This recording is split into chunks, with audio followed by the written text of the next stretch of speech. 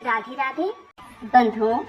और आज से पितृपक्ष अर्थात श्राद्ध पक्ष शुरू हो जाता है, जो कि अगले 16 दिनों तक चलता है। बंधुओं, यह पितृपक्ष आश्विन मास की अमावस तिथि तक चलता है। बंधुओं, पितृपक्ष में पितरों की शांति के लिए श्रद्धा पूर्वक श्राद्ध किया जाता है, अर्थात पितरों की आत्मा की शांति के लिए जो भी श्रद्धा पूर्वक अपने पितरों को अर्पित किया जाता है उसे श्राद्ध कहते हैं।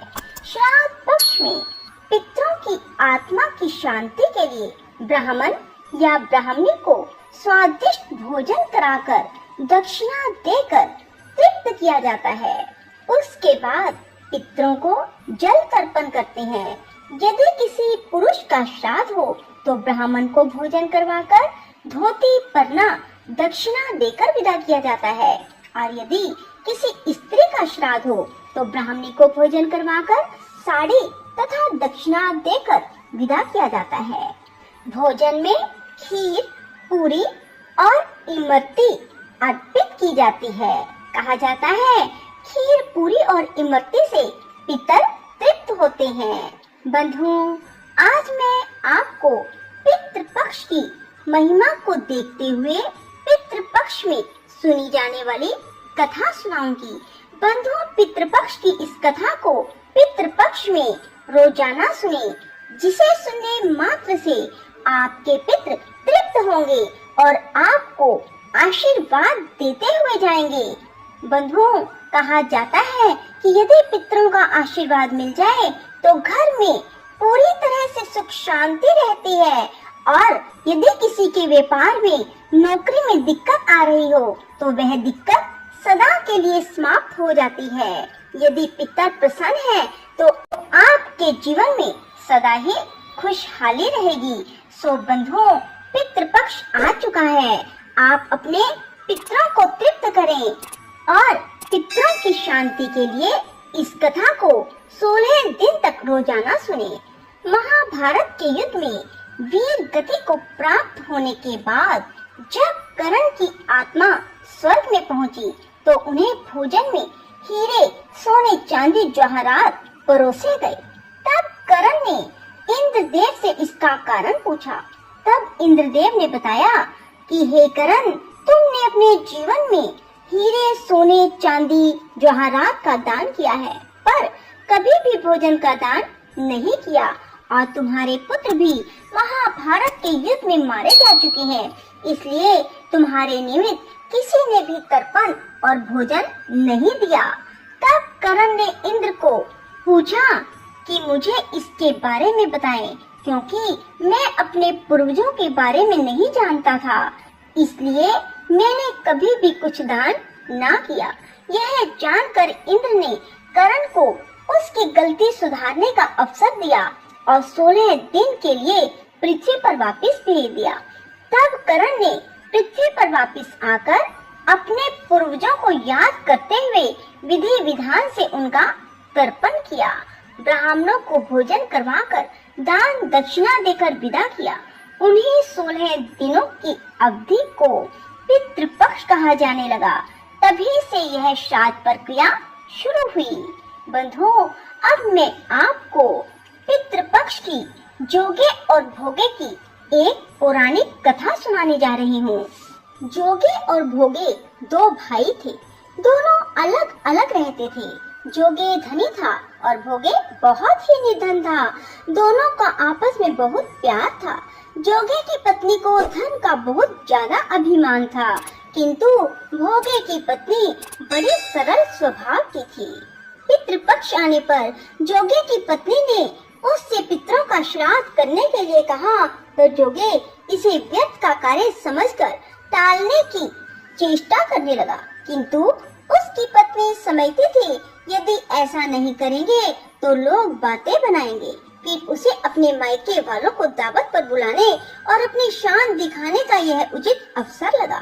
अतः मैं बोली, आप शायद मेरी परेशानी की वजह से ऐसा कह रहे हैं, किंतु इसमें मुझे कोई परेशानी नहीं होगी। मैं भोगे की पत्नी को बुला लूंगी, दोनों मिलकर सारा काम कर लेंगी। फिर उसने जोगे को अपने पीहर न्योता देने के लिए भेज दिया।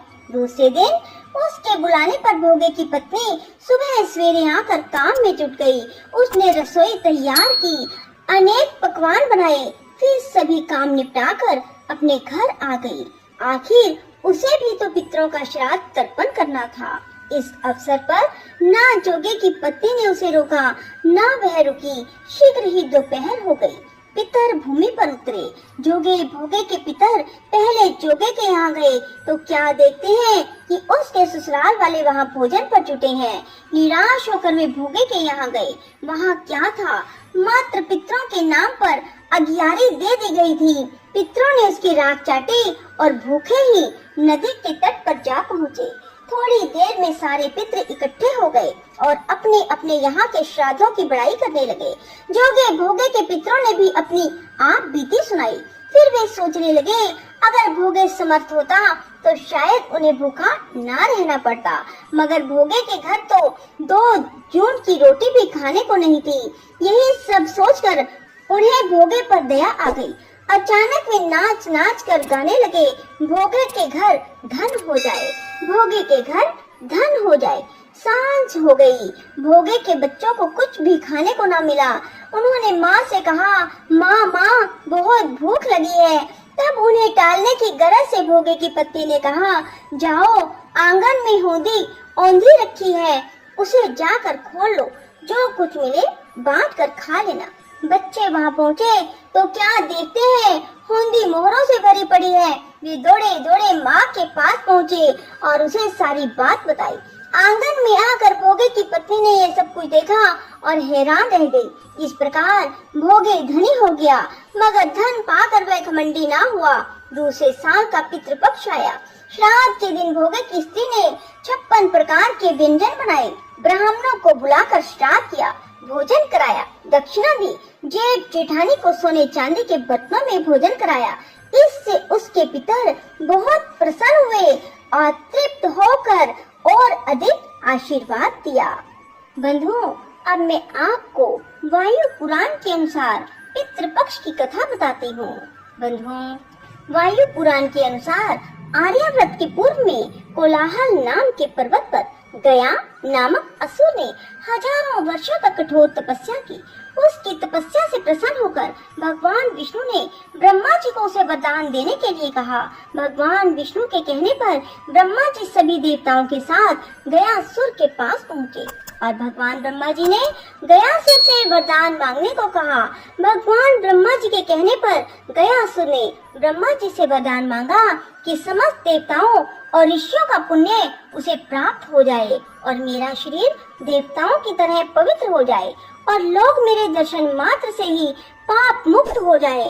गयासुर के द्वारा ऐसा वरदान मांगने पर ब्रह्मा जी और सभी देवताओं ने तथास्तु कह दिया। देवताओं के इस वरदान का ऐसा परिणाम हुआ कि जो भी उसके दर्शन करता वह पाप मुक्त हो जाता था। गयासुर के पास जाने वाला हर जीव स्वर्ग को जाने लगा। विधि के विधान को समाप्त होता देख ब्रह्मा जी भगवान विष्णु के आदेश पर गयासुर के पास गए और उन्होंने कहा कि हे परम पुण्य गयासुर, मुझे ब्रह्म यज्ञ करना है और तुम्हारे समान पुण्य भूमि मुझे कहीं और नहीं मिलेगी। अतः तुम अपने 20 कोस में व्याप्त शरीर को मुझे प्रदान करें। ब्रह्मा जी के श्री मुख से ऐसा सुनकर गयासुर ने अपना शरीर ब्रह्मा जी को दे दिया और जब यज्ञ प्रारंभ हुआ तो उसका शरीर हिलने लगा। ब्रह्मा जी ने नाभि प्राण से उसे संतुलित किया तथा भगवान विष्णु ने गयासुर की छाती पर अपने चरण रखे और अपनी गदा से गयासुर के कंपन को संतुलित किया। छाती पर श्री हरि भगवान विष्णु जी की चरण छाप पड़ने पर गयासुर का अहंकार समाप्त हो गया और उसने मरते समय भगवान विष्णु से वरदान मांगा कि इस यज्ञ क्षेत्र में विष्णु पाद पर जिसका भी श्राद्ध हो उसे सद्गति मिले। और भगवान श्री हरि विष्णु जी ने गयासुर के इस मंगल कामना का आदर किया और उसे भी सद्गति प्रदान की तथा वरदान भी प्रदान किया। तभी से उसे संपूर्ण 20 कोस का नाम गया पड़ गया। तभी से उस संपूर्ण 20 कोस का नाम गया पड़ गया और भगवान ब्रह्मा जी ने उस भूमि को श्राद्ध कर्म की भूमि घोषित कर दिया। शास्त्रों के अनुसार गया जी में तर्पण करने से पितरों को तृप्ति प्राप्त होती है। वायु पुराण में यह भी कहा गया है कि गया की ओर मुख करके श्राद्ध तर्पण करने से पितरों को मुक्ति मिल जाती है। जो भी व्यक्ति गया में अपने पितरों को पिंडदान करता है उसके पितर तृप्त हो जाते हैं। गया में श्राद्ध कर्म करने से पितरों को वैकुंठ की प्राप्ति होती है। पितृपक्ष में पितरों का श्राद्ध और तर्पण करना अत्यंत आवश्यक है। यदि कोई व्यक्ति ऐसा नहीं करता तो उसे उसके पितरों का श्राप लगता है। लेकिन शास्त्रों के अनुसार श्राद्ध करने के बाद जितना जरूरी ब्राह्मण और भांजे को भोजन करवाना होता है उतना ही जरूरी कोए को भोजन कराना भी होता है। कहा जाता है कौवा पितृपक्ष के दौरान हमारे पितरों का रूप धारण करके पृथ्वी पर आता है। बंधुओं, यदि आपको हमारी ये कथा पसंद आए तो इसे लाइक करने के साथ साथ शेयर भी जरूर करें।